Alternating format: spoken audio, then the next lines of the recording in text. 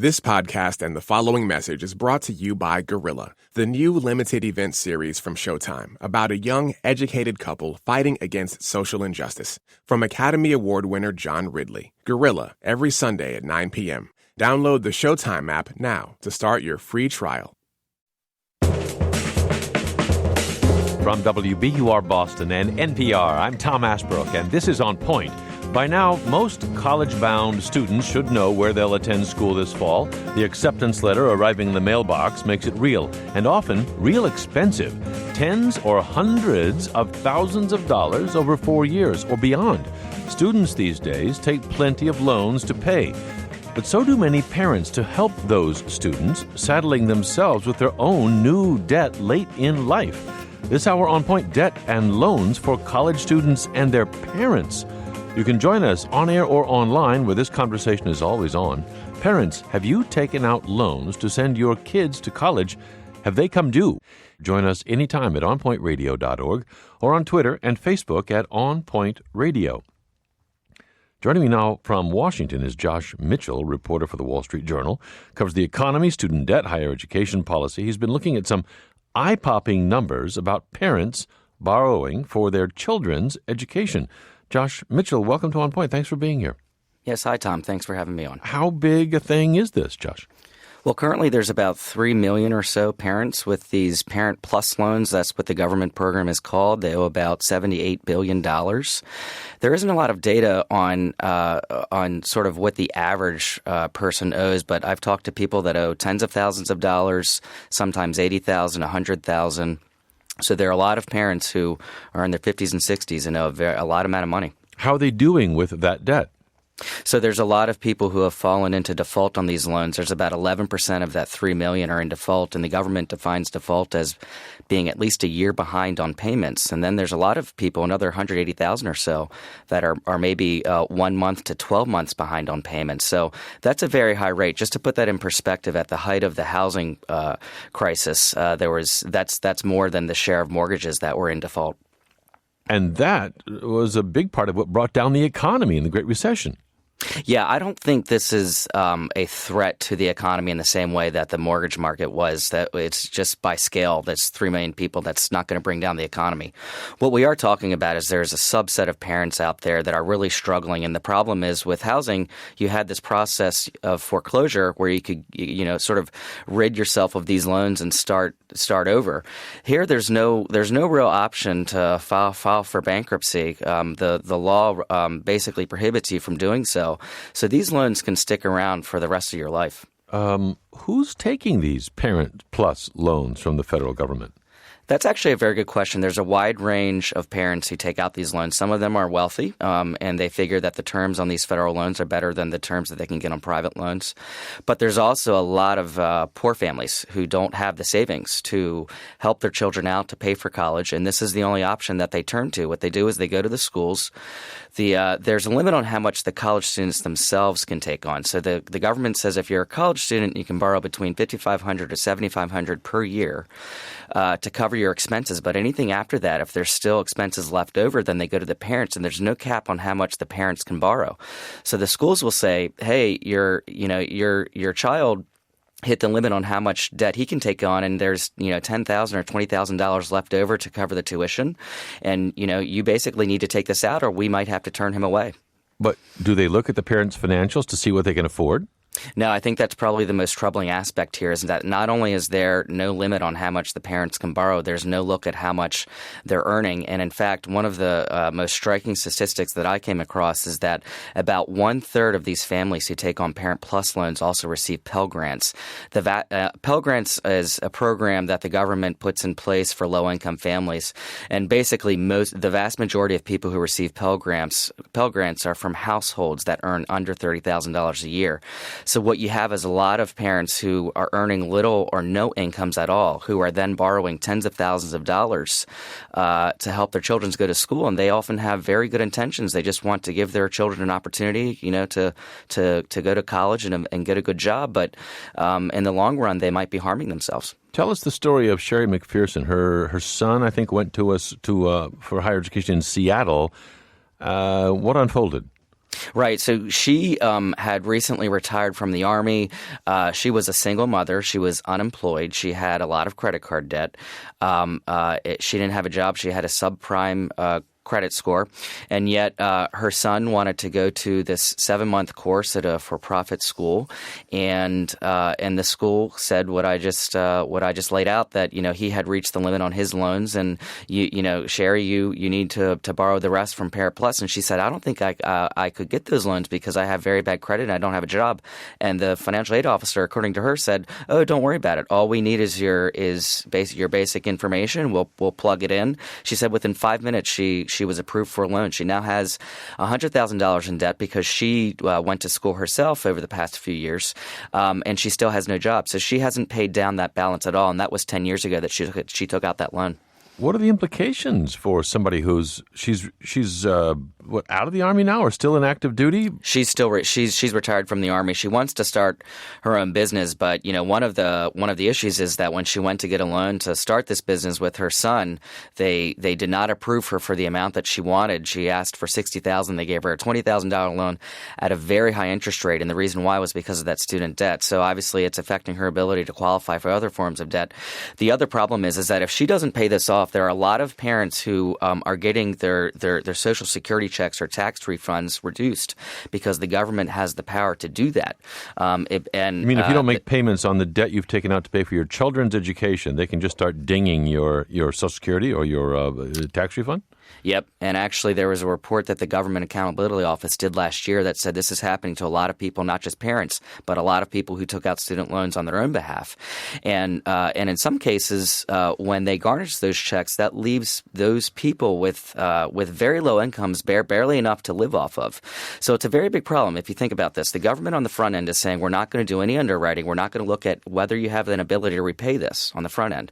And then on the back end, it says we're not going to give you an escape hatch through bankruptcy to discharge these loans, and in fact, we're going to garnish your wages and put you at a very low level of income to live off of. It's a very risky thing to do. It's kind of a nightmare scenario. I mean, we all know students have been borrowing like crazy. There's 1.3 or 4, or even some say 5, as much as $5 trillion now in college debt out there.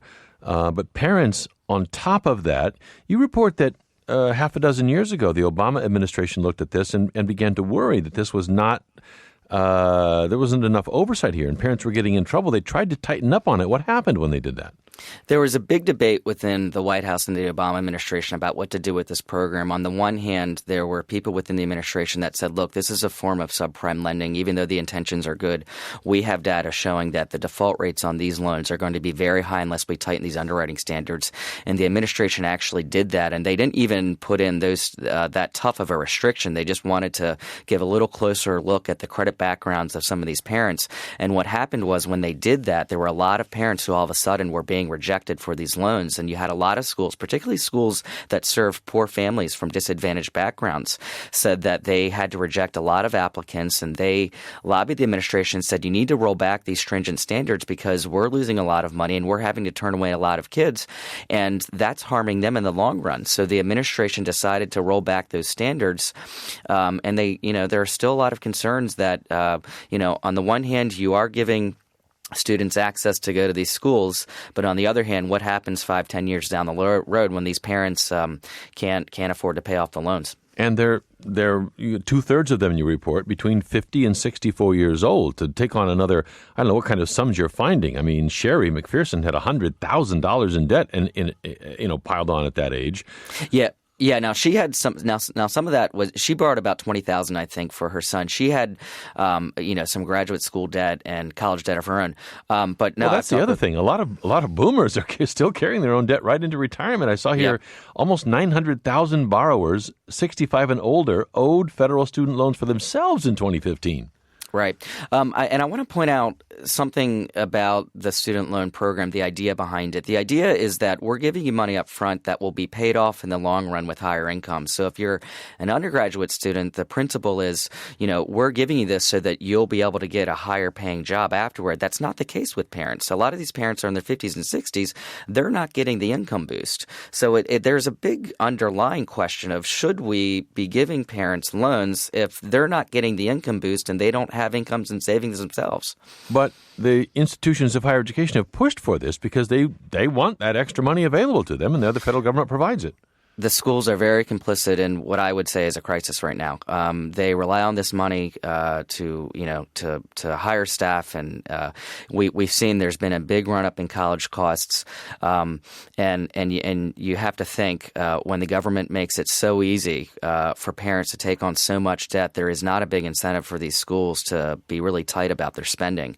And yes, one of the troubling aspects is these schools they package these Parent Plus loans into basically a letter that states what the student aid is that their children are getting. So a lot of these parents don't even realize that it's like a loan that they're taking on, or sometimes they think, okay, I'll put the loan in my name, but my child is going to pay for it when he gets out of school. And then they come out and all of a sudden they say, oh no, this is a loan that I actually have to pay back and I can't pay it back and I don't know what I'm going to do. I mean, it's part of this bigger picture of the incredible student debt in this country. About 8 million Americans are at least a year behind on $137 billion in federal student debt. You pack in the parents as well. That's just an incredible number. Defaults high.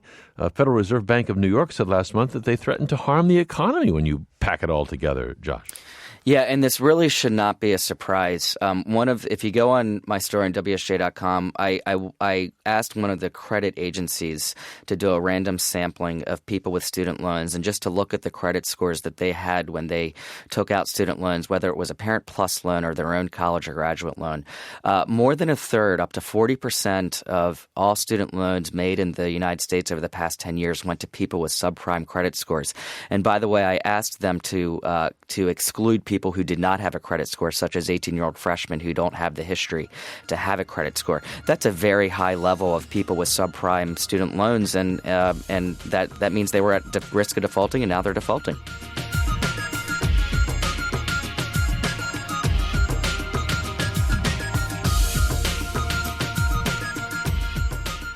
I'm Tom Ashbrook. This is On Point.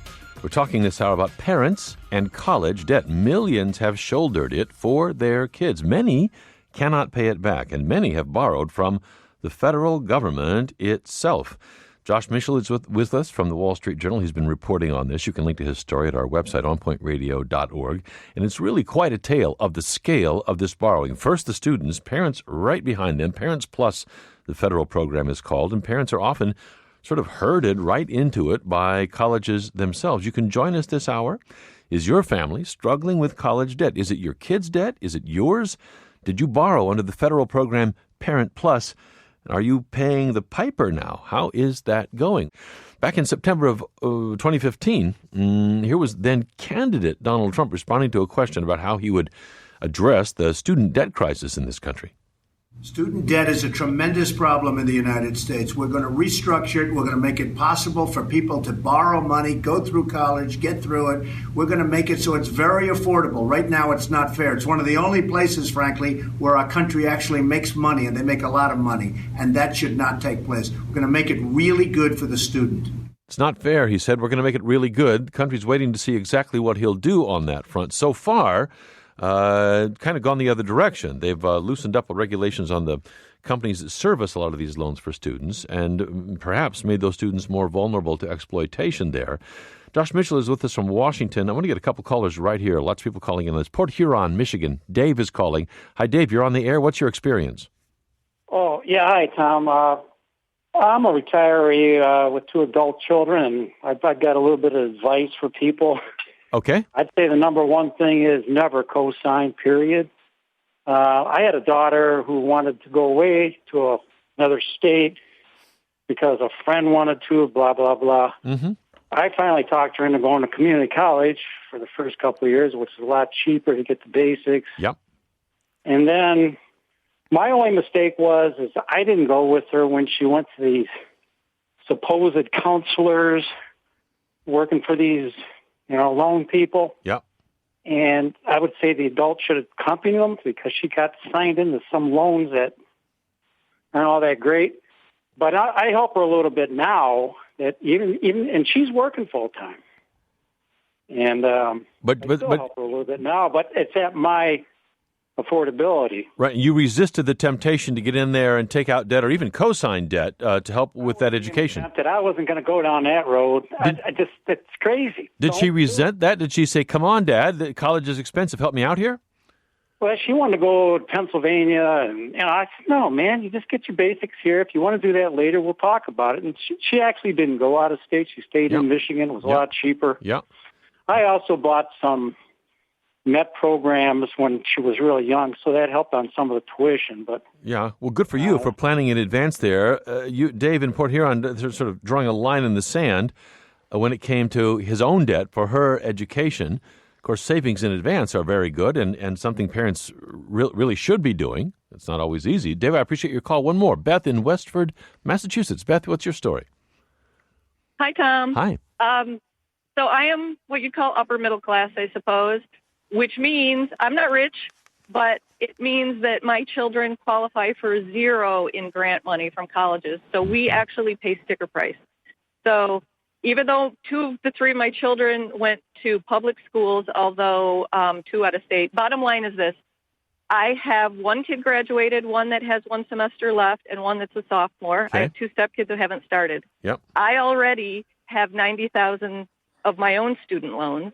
My oldest graduated with 50, and my middle one is going to graduate with about 10 because he had an academic scholarship. And my daughter, I don't know. She'll probably end up with 50 also. But I've taken 90 for my children so far. So that 90, it's not for your education years ago. It's for theirs recently. No. Now. My parents paid for mine 100%.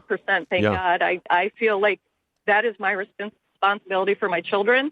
But I can't completely. It's just so expensive now. Yeah. So no, the $90,000 I have right now in student loans has been for my 3 oldest children so far. Do you see when you run the numbers, you look at your budget, how you're going to pay that back, Beth?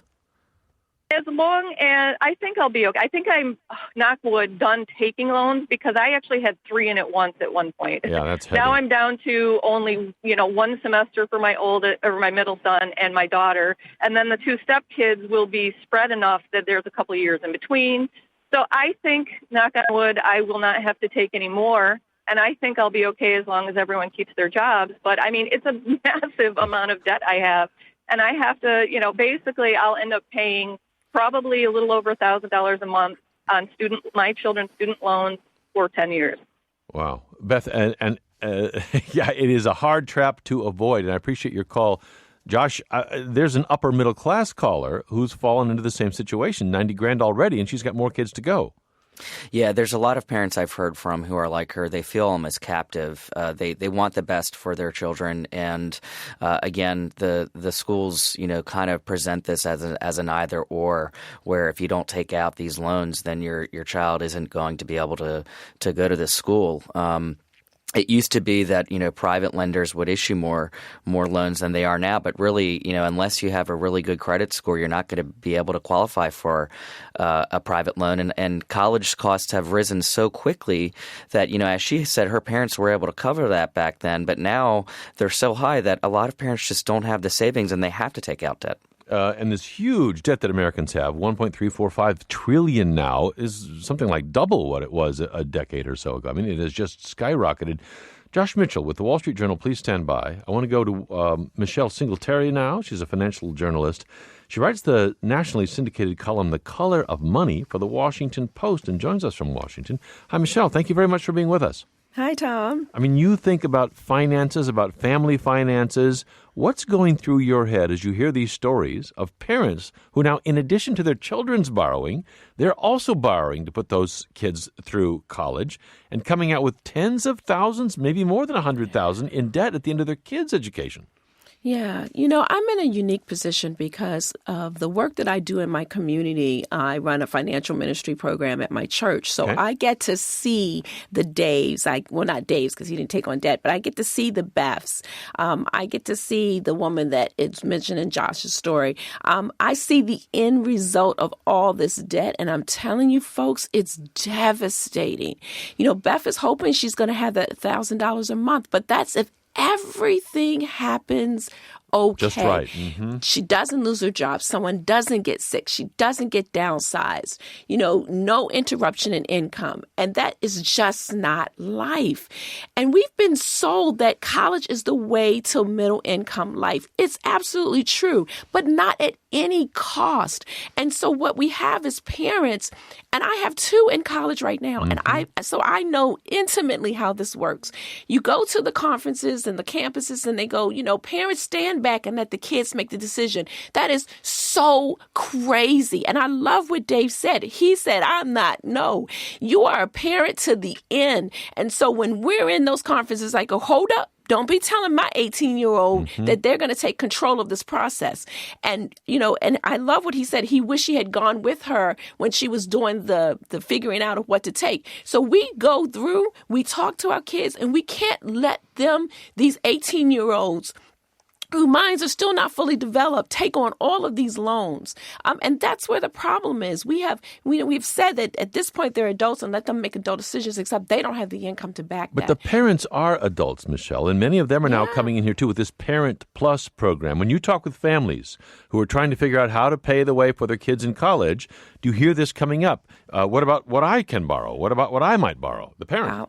All the time, because we love our children. We want the best for them. We want their, Mommy, I need to go to this college. This is my dream school. Well, baby, you need another dream. And so that's what you need to, parents have to be parents. And I get that, you want your child to go to school, but we have to have a different look at how we send kids to college. Half of those costs that we're talking about, we don't want to talk about this, is room and board, people going away, half of the costs. So we have to encourage if they, stay at home, commute, go to community college. We got to change the conversation about college. The moment you say community college, people recoil because there's some elitism going on. Oh, we can't send them to community college. I'm going to be a failure. Well, the community college system in this country is much better than we ever believed it was in the past. They have a pipeline to get your kid to the 4-year university. And so we got to change the conversation. Otherwise, all these people are going to be just drowning in this debt for decades. Michelle Singletary, Josh Mitchell, please stand by. A lot of callers. Troy in Austin, Texas. Troy, what's your story? Hi, Tom. I was frustrated 3.5 years ago when my son was getting ready to go to college because the high school told us that he wouldn't get his diploma on his graduation day if we didn't fill out a government loan form for him to go to college. And then when we were trying to go to put him into college, they said, you can't enroll in college unless you fill out the government loan form, so the FAFSA. So when we went to fill that out, it said, as a parent, you are responsible, but you must sign here saying you're not going to support your child in college. And that's the opposite of what we were doing. We paying 100%, he has no loans. But to do that, we had to be told, like through the high school, through the government form, that we're pretty much, derelict, not parents who are going to support our child. Was there pressure on you to take out loans, Troy? Was there pressure on you to take out loans to pay for your child's education? Yes, the FAFSA form 3.5 years ago said the parent is responsible for the child's loan education finances. And, I was a little surprised to read that, but I was already going to do that. But then when I said I didn't want him to have a student debt, I had to sign saying I was not going to support my child. Troy, I appreciate your call. Josh, do you know what he's talking about there when you get into the FAFSA form that lots of families have on their laps this weekend? I'm not quite sure what he's talking about. It sounds to me like they put together an aid package, and it sounds like if he told the school, I don't want my child to take on any student debt, the school may have gone to him and said, okay, then you have to take on Parent Plus loans.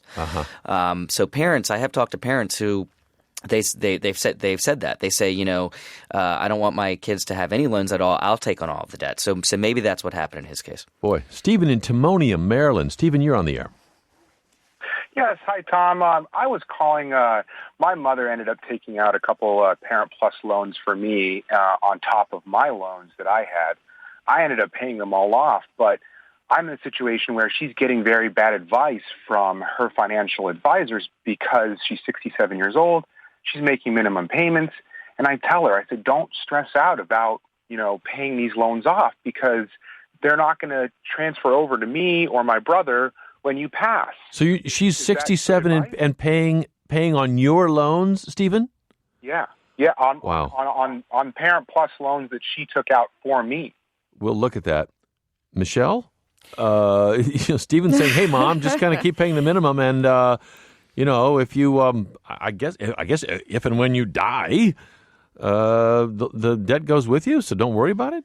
Yeah, it's actually not bad advice if she doesn't have the income to pay extra on that loan. But let's just step back, because I'm hearing a lot of parents say it's not my responsibility, but the fact of the matter is, listen, you have little people who grow up and unless they are child stars, they have not been earning any income. Yep. So at that point, how would they pay for college except for debt if you don't take on that responsibility? Yep. I happen to believe that it is your responsibility as a parent to educate your children through college, because we have moved the bar. It used to be you could get a high school diploma and get a good job. Now we've moved the bar. So as a parent, now that I know that, before I had my children, my husband and I said, yes, we are going to be responsible for this. But here's what you need to do as parents. Now, take that responsibility to another step to say, you can only go to this school that I can afford, and that may mean that you have to commute. That may mean you have to go to community college. And here's the other side. My youngest is looking at colleges now. She's a junior. She literally just got back from a college tour. She's all excited about this school out of state. Oh, baby, that's so sweet. What does it cost? And so she says, oh, Mommy, I can get the scholarship. That may be true, but here's the trick to that. If she gets the scholarship, she's got to keep it and reapply every year. What if halfway through she loses the scholarship, which happens quite a bit? So now she's at this school that we can't afford, and she's lost her scholarship. So we said, even with the scholarship, if it's removed, if we don't have enough money to pick up that cost, you still cannot go to that school. So you got to look down the road. A lot of athletes, and we talk about, oh, my kid's going to get an athletic scholarship. They lose their scholarships. They get hurt. They decide, hey, I don't want to play this sport anymore. It's too much. So parents, this is your job. Now, I know many people disagree with me, but you're wrong. So because your kids will not be able to save enough to go to college. So you do the best that you can. And if you didn't have the income to save, then you need to sit down with your child and manage their expectation for where they can go, where you can afford to send them. Josh, what kind of comparison can we make to the debt that parents are taking on these days to help pay for their children's education, to debt they might have taken on a generation ago? Was that even a thing then? Yeah, no, it was not. And college costs have been the fastest rising cost, basically, of any consumer cost over the past 20 or 30 years. And they keep on going up. And there's this big question of whether these programs are playing a role in that. Again, if the government makes it so easy for people to take out credit like this, you're going to obviously see an increase in the price of that asset. And here's the other issue here. There's no underwriting for the consumer, right? So the government doesn't look at your credit background, but then the government is also not really doing a true appraisal of these schools. That's one of the biggest issues here. It's one thing if you're taking out a Parent Plus loan to go to Harvard or even, a middle tier school, although sometimes those, don't offer the value that they should. But there's a lot of these schools that are not producing students who are not helping students get a well-paying job afterward, and so they're not getting the return on that investment. And so they're stuck with it. They may not have had the means really to take it out in the first place. There's no checking on that, and they may not get the enhanced income. I mean, Josh, do you find that students are helping their parents pay off these loans, or do they really sit in the parents' lap after the student graduates? Yes, both. So, one of the parents I talked to in this article, her son said he plans on getting a high-paying job in the tech industry, which is booming right now, obviously, and he thinks he'll be able to pay it off. But, I have talked with parents. I think this is like an underappreciated issue. There's a lot of friction now in families. I've talked with several parents who are not talking to their kids because they graduate and they expected their kids to pay these loans off, and the kids said, no, these loans are in your name and it's your responsibility to pay them off. And now there's a lot of friction. That's just a straight up sad story for things to end that way. Josh Mitchell with the Wall Street Journal. Please stand by.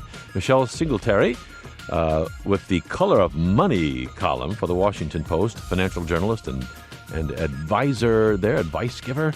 This is On Point. We'll be right back.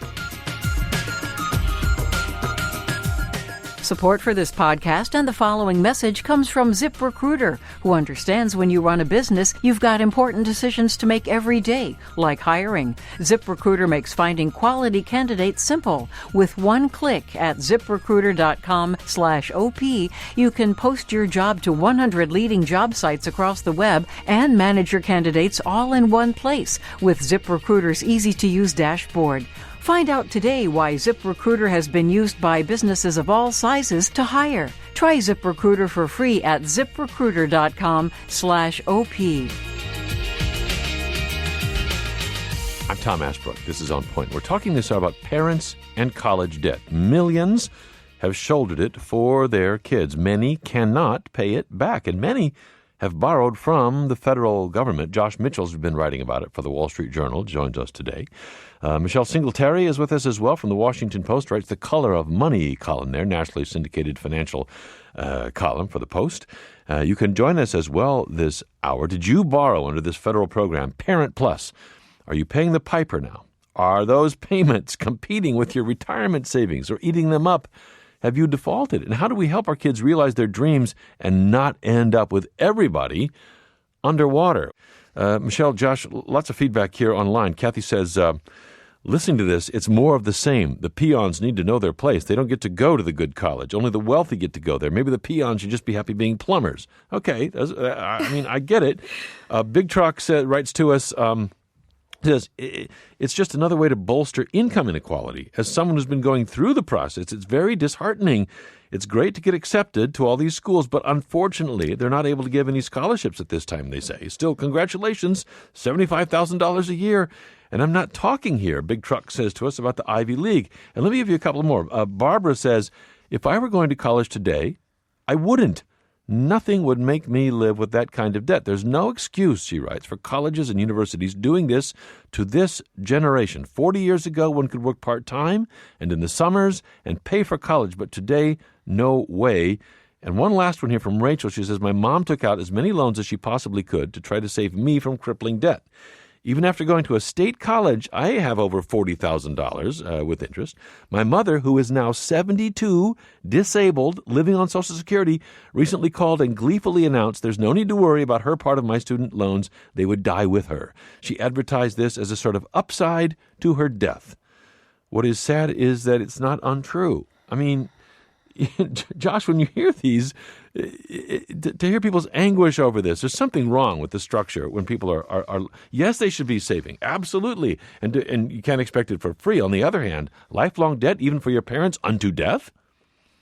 You know, when I hear these stories, I'm always concerned as a reporter how I present these stories because I don't want to make it sound like I'm advocating for one type of program over another type of program, but I don't think this is an either or. I think, as Michelle said, there are more affordable options. So just because you don't want to take out a Parent Plus loan, it does not mean that your child can't go to a good college and get a good education. Maybe they do spend 2 years in a 2-year college, or maybe they do live at home. There are more affordable options than just simply going to the school, that they want to go to and taking on whatever debt they say. Or maybe states should give more grants, or maybe the government should increase Pell Grants. But these are things we need to talk about.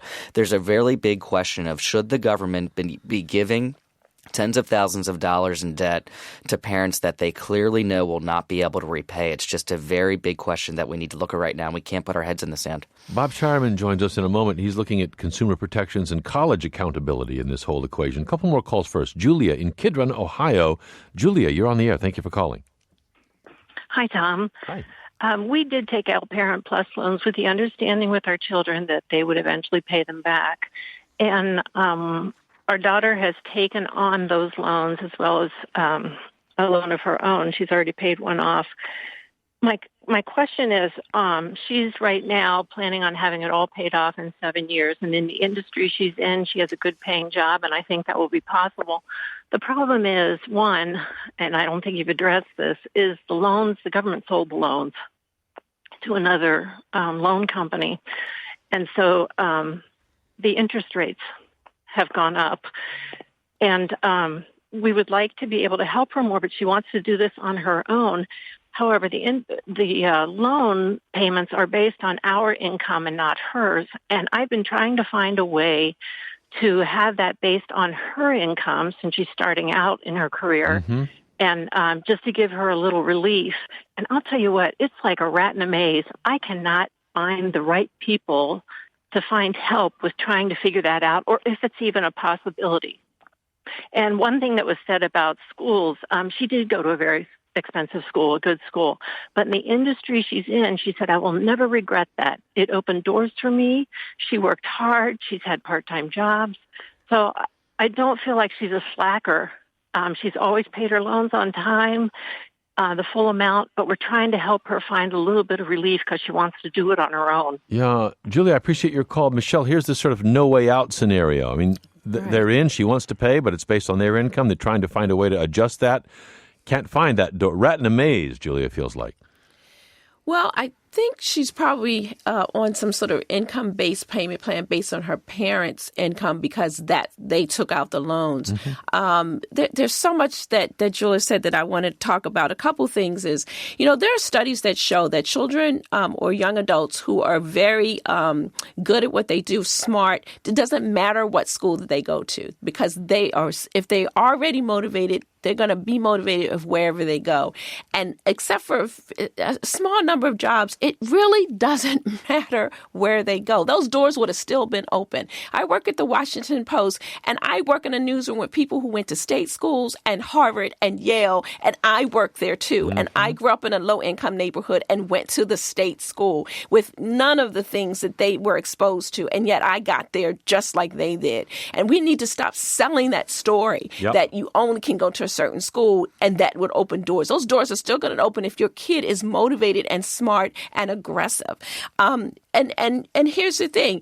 We want to take out these loans. Parents and students take out loans, and then they want to change the terms after the fact. Well, the fact of the matter is it's a contract. And I hate to say it that way, but I need people to understand that when you sign up for that, you sign up to pay for that. And you can't moan and complain after the fact. That moan and complain should become before you take out those loans. And I think that Julia should help her daughter pay it. Those are their loans. And together, if they put some money on the table and she puts some money on the table, if that's the agreement, that's fine. They'll get rid of it. And to Josh's point, we need to attack this on 2 points. My role in my column is to do policy and parents, but we have to do policy, try to change the policy so that we don't send kids to school on loans, that we have more grants, that we encourage state schools. We get the states ramp up their grant giving and boost up the community college system. And then on the parent side, listen, guys, your kid is going to be okay. All of you are listening. Many of you are working.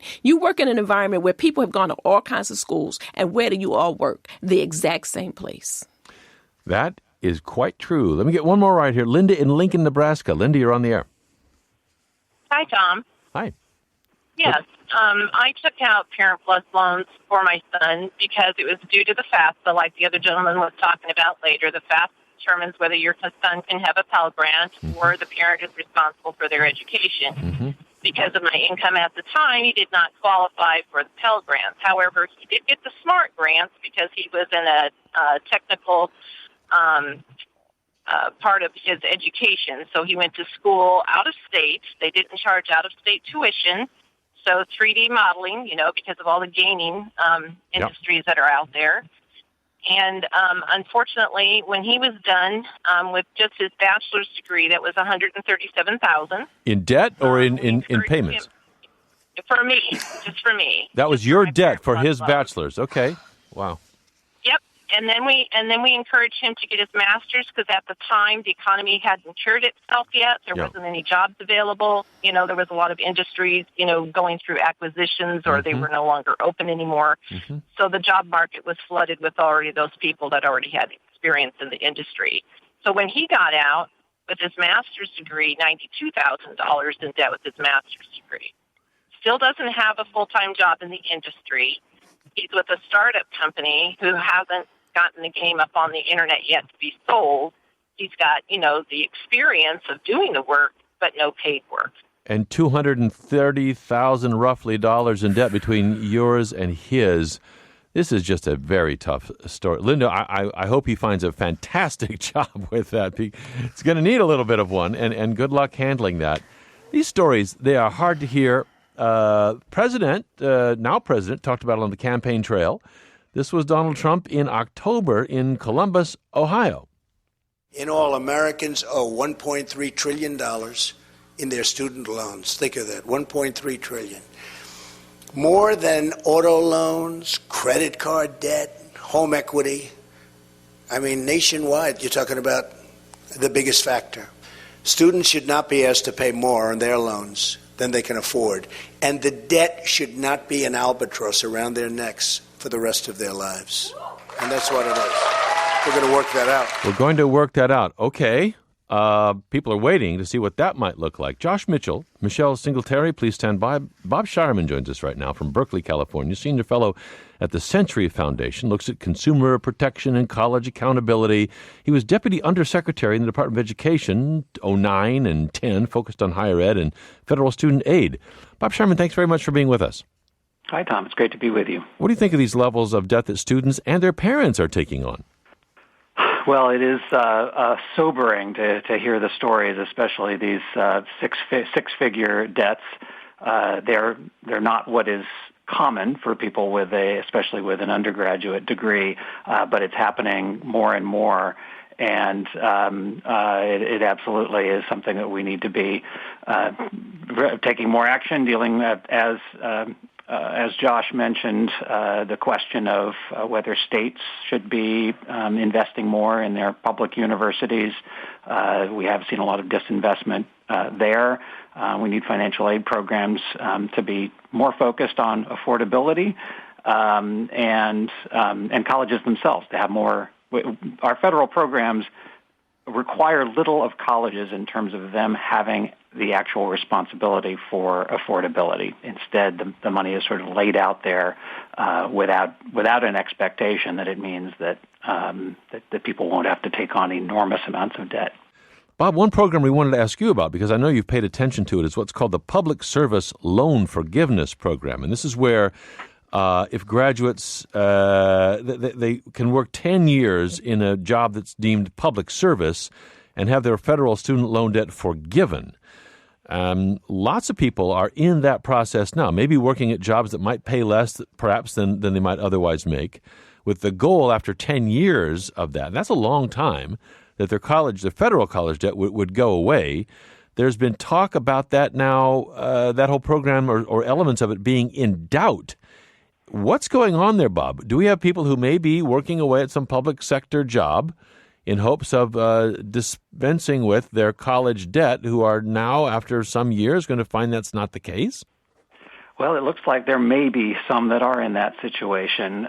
Congress in 2007 tried to remove that albatross that candidate Trump mentioned in the clip that you played by saying, hey, here's a deal. If you work in public service for 10 years, you make manageable payments that are no more than 10 or 15% of your income, then you'll be done at the end of that 10 years. Now, that was 2007.